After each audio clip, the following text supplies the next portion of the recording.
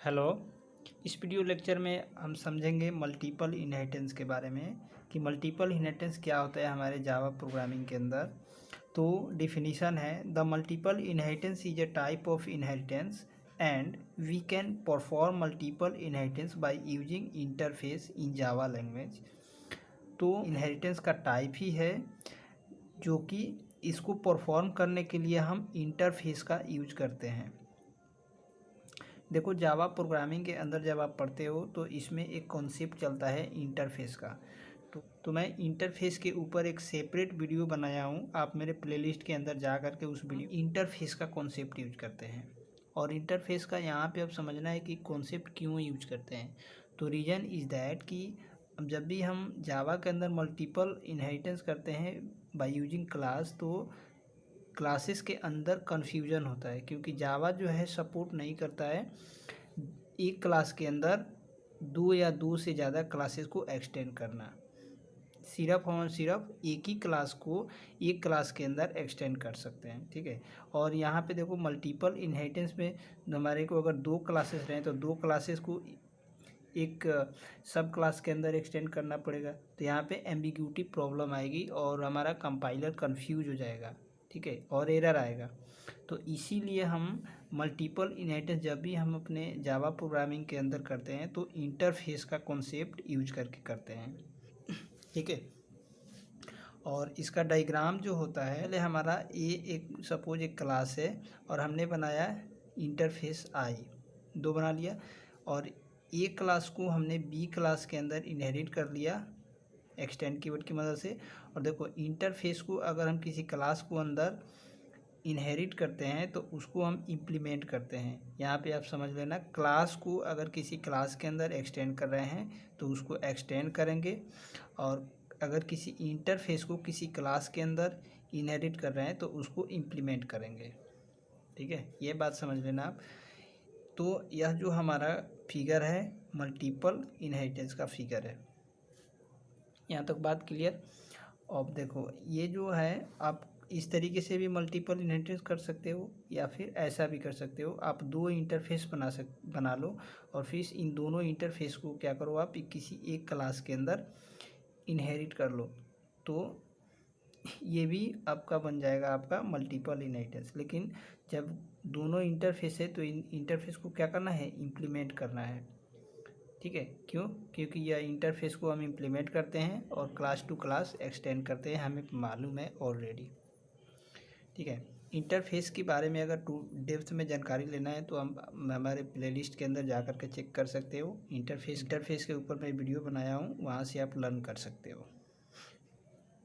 अब समझते हैं, interface contain only abstract method. जो हमारा इंटरफेस होता है वो क्या कंटेन करता है, एब्स्ट्रैक्ट मेथड कंटेन करता है। फिर दूसरा है, any variable declaration are allow within interface but those variable must be इनिशलाइजेज।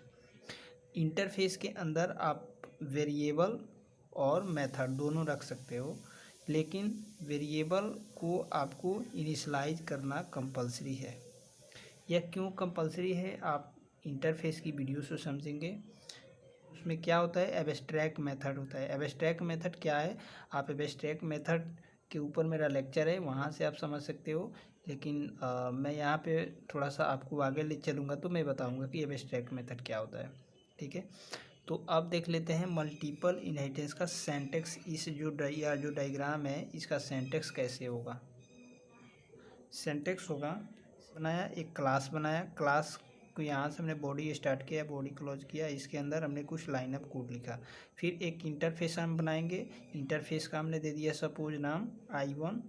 उसके बाद इंटरफेस का यहाँ से बॉडी स्टार्ट हुआ, फिर यहाँ पे बॉडी क्लोज हुआ। इंटरफेस के अंदर हम एब्स्ट्रैक्ट मेथड लिख लेंगे या फिर डेटा लिख लेंगे, वेरिएबल जो भी है ना।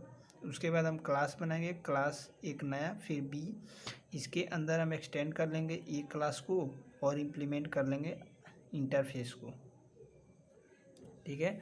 और फिर यहाँ से आपका क्लास बी का बॉडी स्टार्ट हुआ, यहाँ पे बी का बॉडी क्लोज हुआ। तो यह जो हमारा है यह सिंटैक्स बनता है किसका, मल्टीपल इनहेरिटेंस आप परफॉर्म कर रहे हो, इसका ये सिंटैक्स है। अब इसके ऊपर मैं आपको एक एग्जांपल कराता हूँ।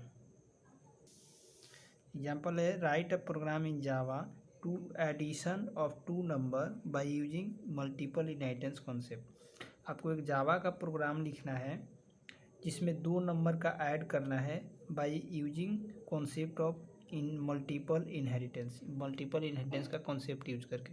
ठीक है, तो बनाते हैं।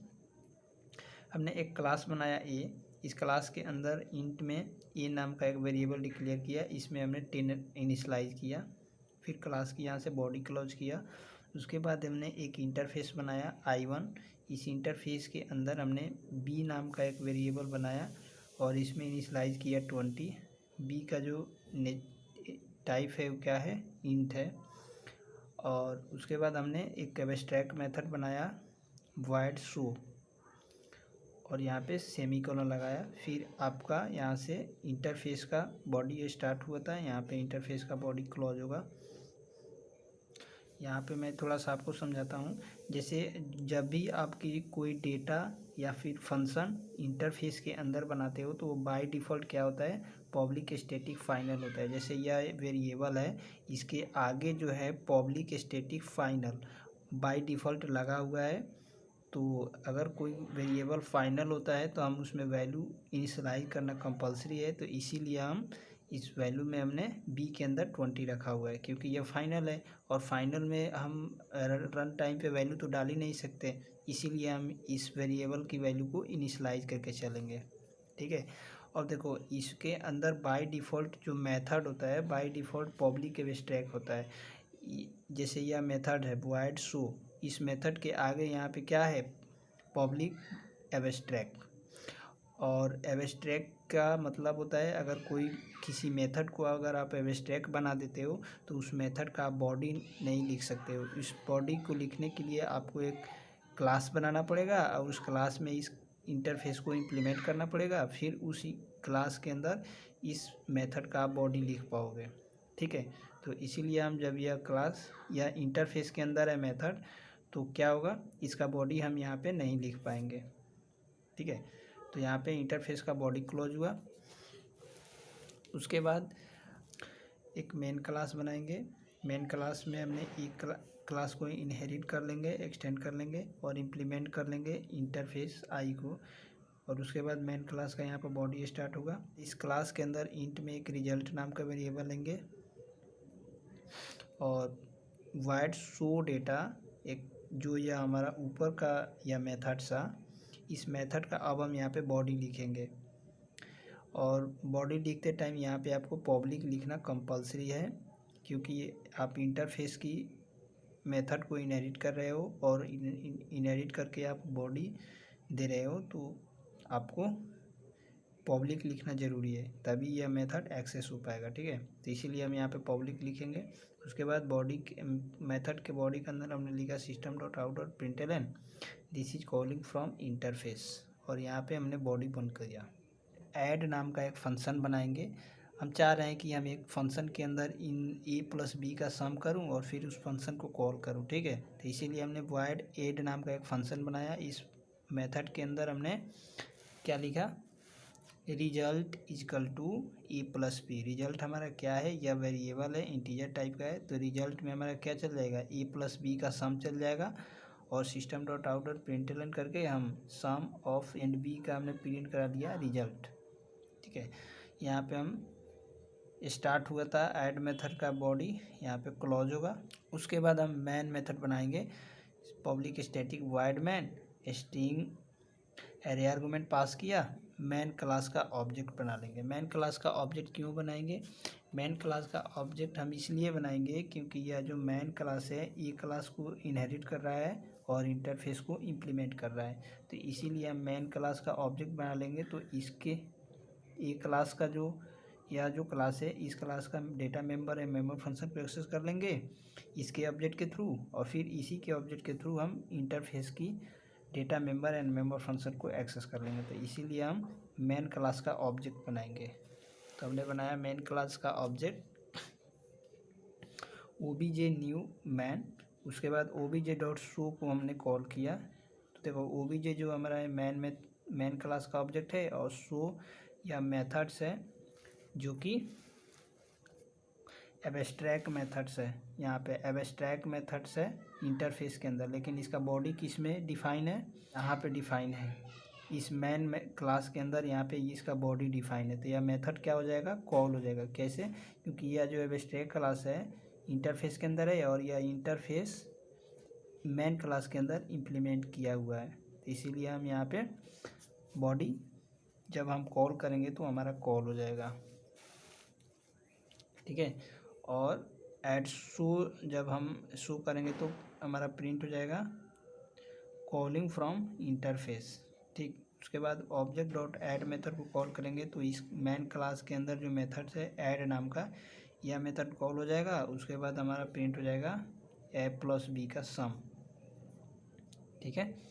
आपको यहाँ पे समझाना चाहता हूँ इंटरफेस के अंदर देखो, जब भी आप इंटरफेस के अंदर कोई मेथड बनाते हो, जो मेथड एब्स्ट्रैक्ट होता है, तो इंटरफेस के अंदर एक रूल है कि अगर इंटरफेस को कोई क्लास अगर इम्प्लीमेंट कर रही है तो उस क्लास का जिम्मेदारी बनेगा कि इस इंटरफेस के अंदर जो मेथड रखा गया है एब्स्ट्रैक्ट, उस क्लास एब्स्ट्रैक्ट का मेथड का बॉडी डिफाइन करें, ठीक है। तो इसीलिए हम क्या करेंगे, जब इस इंटरफेस को हम यहाँ इनहेरिट कर रहे हैं with the help of implements keyword की मदद से, तो इस जो यह मेन क्लास है, इस मेन क्लास का जिम्मेदारी बनता है कि इस एब्स्ट्रैक्ट मेथड का बॉडी डिफाइन करे, ठीक है। तो इसीलिए यहाँ पे देखो, सबसे पहले यह क्लास क्या कर रही है, डिफाइन कर रही है इस मेथड का बॉडी वाइड शो, और उसके बाद इस बॉडी यहाँ पे ओपन हुआ, यहाँ पे क्लोज किया, इसके बाद इसके अंदर कुछ स्टेटमेंट लिखा। इंटरफेस के अंदर कि एब्स्ट्रैक्ट मेथड का हम बॉडी नहीं लिख सकते हैं, सिर्फ हम मेथड को एब्स्ट्रैक्ट बनाते हैं, ठीक है। यहाँ तक बात क्लियर आ गया समझ में? कोई डाउट है तो कमेंट सेक्शन में पूछ लेना। और इस प्रोग्राम को अब लेकर के चलते हैं अपने कंप्यूटर मशीन पर, फिर समझते हैं इस प्रोग्राम को। प्रोग्राम है addition of two number using multiple inheritance in Java language. आपको एक प्रोग्राम लिखना है जावा लैंग्वेज में जो कि दो नंबर का सम करे और उसे रिजल्ट में डाल करके प्रिंट करे, और उसमें जो यूज करना है आपको मल्टीपल इनहेरिटेंस यूज करना है। मल्टीपल इनहेरिटेंस का कॉन्सेप्ट यूज करके बनाना है। तो चलिए हम बनाते हैं।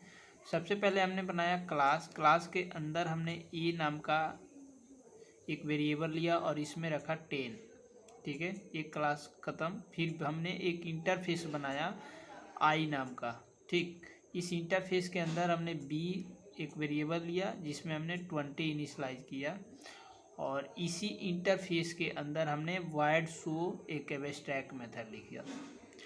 इंटरफेस के अंदर हम क्या लिख सकते हैं, डेटा मेंबर और मेंबर फंक्शन दोनों लिख सकते हैं, लेकिन जो डेटा मेंबर होते हैं ये बाय डिफ़ॉल्ट क्या होते हैं, पब्लिक स्टैटिक फाइनल होता है, और जो हमारा फंक्शंस होता है इंटरफेस के अंदर वह बाय डिफ़ॉल्ट क्या होता है, पब्लिक और एब्स्ट्रैक्ट होता है। तो एब्स्ट्रैक्ट मेथड क्या होता है आपको मालूम है, जिस मेथड को हम क्या बोलेंगे, एब्स्ट्रैक्ट मेथड, राइट। तो हमने इंटरफेस के अंदर एक एब्स्ट्रैक्ट मेथड बना लिया और इसके वेरिएबल के अंदर हमने 20 रख लिया। 20 हमने इसलिए रखा क्योंकि देखो यह जो पब्लिक स्टैटिक फाइनल है, यह मेथड जो है, यह जो वेरिएबल है बाय डिफ़ॉल्ट क्या है, पब्लिक स्टैटिक फाइनल है। इसके आगे पब्लिक स्टैटिक फाइनल है और इसको हमें इनिशलाइज करना कंपलसरी है। अगर इनिशलाइज नहीं करेंगे तो फिर हम रन टाइम पे इस पर वैल्यू नहीं डाल सकते, ठीक है। तो इसलिए हमने इसमें इनिशलाइज करके डाला 20, एब्स्ट्रैक्ट मेथड बनाया। फिर यहाँ पे इंटरफेस का बॉडी क्लोज हुआ। उसके बाद एक क्लास बनाया जिस क्लास का नाम है मैन। हमने एक क्लास को इनहेरिट कर लिया with the help of extend keyword की मदद से और इम्प्लीमेंट कर लिया इंटरफेस को। मैन क्लास का यहाँ से बॉडी स्टार्ट हुआ, फिर यहाँ पे देखो मैन क्लास का बॉडी क्लोज हुआ, ठीक। इसके मैन क्लास के अंदर हमने रिजल्ट नाम का एक वेरिएबल लिया। इस वेरिएबल में हम a प्लस बी का जो सम आएगा उसे डालेंगे। तो और उसके बाद इससे के बाद हमने देखो यहाँ पे वाइड शो मेथड जो है हमारा इंटरफेस के अंदर, इस मेथड को हमने क्या किया, यहाँ पे डिफाइन कर लिया। देखो इंटरफेस के अंदर अगर कोई एब्स्ट्रैक्ट मेथड होता है और उस इंटरफेस को अगर कोई क्लास एक्सटेंड करती है तो उस क्लास की जिम्मेदारी बनती है इंटरफेस के अंदर जो मेथड्स है उस मेथड का बॉडी डिफाइन करे। यह इंटरफेस का रूल है, ठीक है। इस रूल को हम मानते हुए चलते हैं, ठीक। इसीलिए देखो एब्स्ट्रैक्ट मेथड्स है आपका शो नाम का, तो इसीलिए जब ये इंटरफेस यहाँ पे इम्प्लीमेंट हुआ तो एब्स्ट्रैक्ट क्लास का हम या जो मेन क्लास है बॉडी देना स्टार्ट कर रही है, ठीक। तो यहाँ पे हमने वॉइड शो मेथड लिखा, उसके बाद इस बॉडी के अंदर हमने लिख दिया this is calling from interface. Just ये हमने मैसेज लिखा, ठीक, कोई बात नहीं।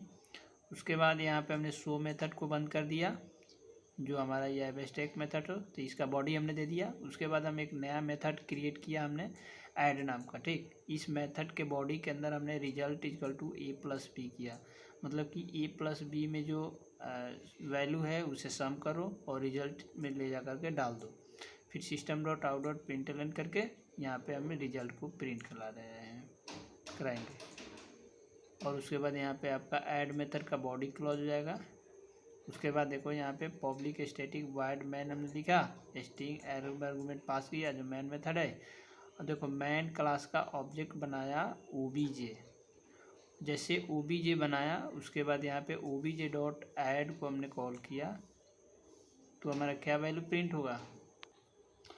ऐड मेथड के अंदर क्या है, a+b का सम है। a में क्या है वैल्यू 10 है, b में क्या है वैल्यू 20 है, तो यहाँ पे सम आएगा कितना 30, तो ऐड में जो वैल्यू प्रिंट होगा 30 होगा।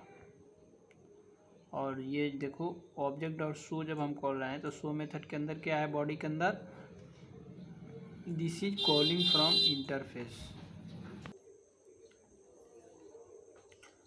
तो यहाँ इस मेथड के जरिए हमें मिल जाएगा a+b का सम, और इस मेथड के जरिए हमें मिल जाएगा this is calling from interface.